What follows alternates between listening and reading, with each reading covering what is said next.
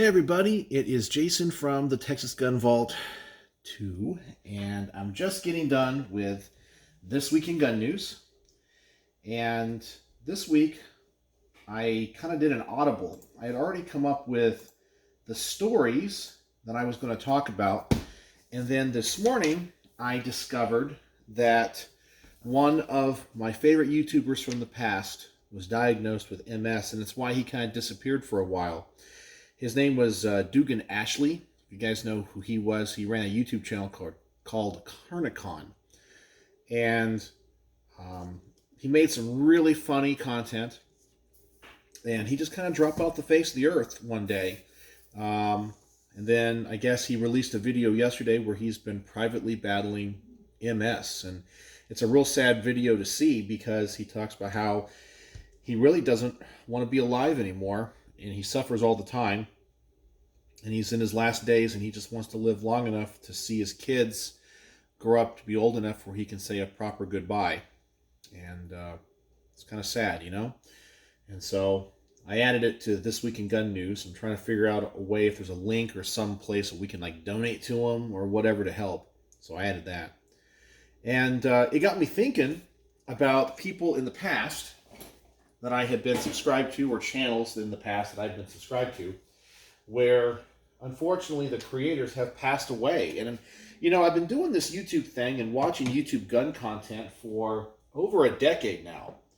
And I always refer to the early days of YouTube.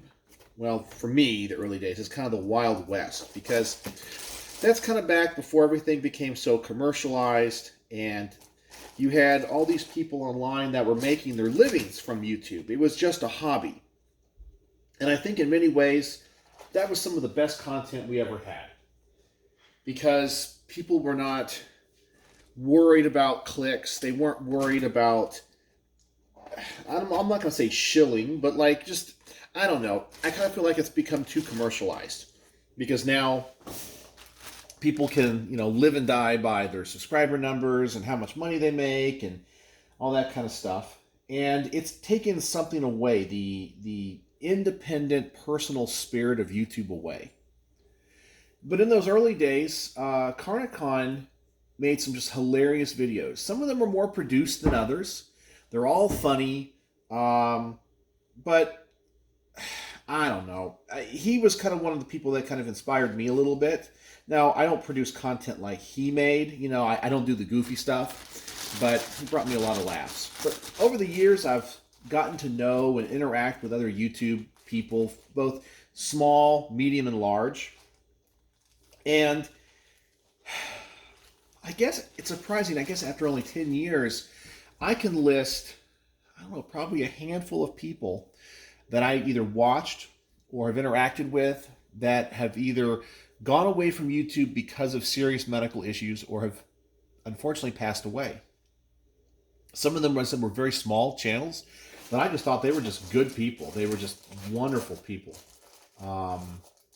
And then all of a sudden you don't hear from them for a while.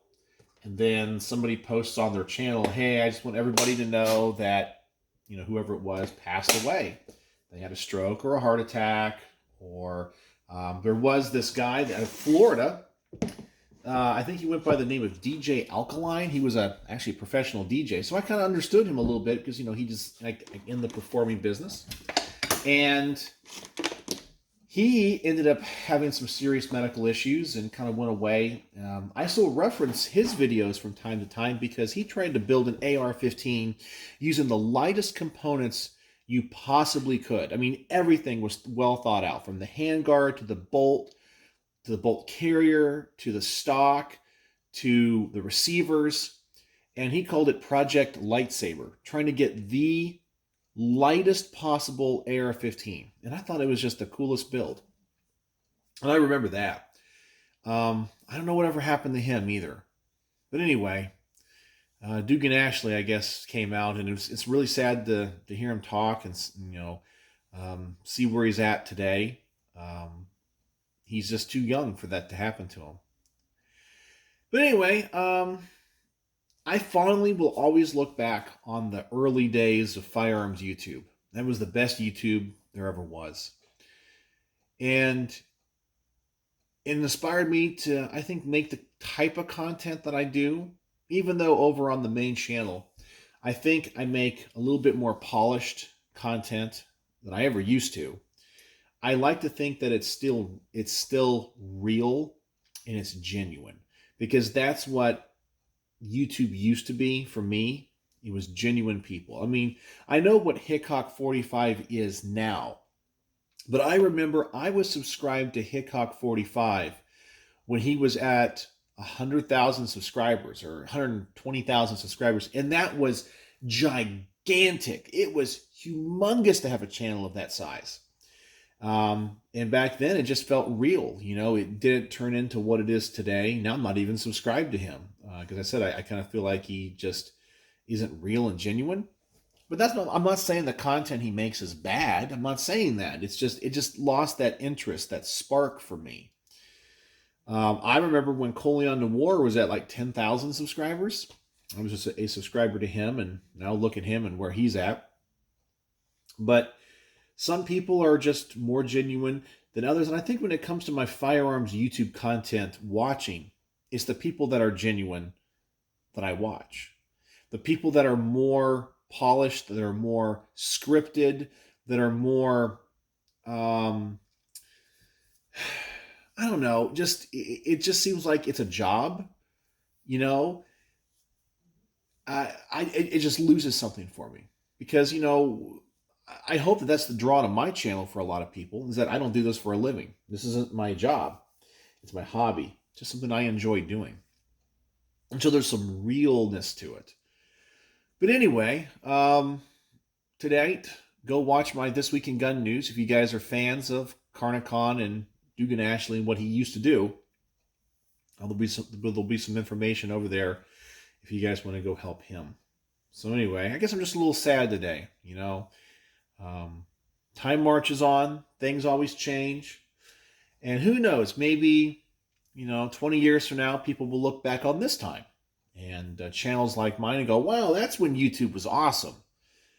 Who knows, but anyway, guys, it just kind of hit home today because I've gone through some tough times in my life. Luckily nothing medical, but I've gone through some tough times, and it just reminds me to always be kind to people and always be nice and treat everybody with respect, because you never know the burdens that they carry. Somebody in your life that you think has it all together and is outwardly very happy could be fighting a battle that you don't see and can't understand because they hide it so well from others. And it's just good to be good.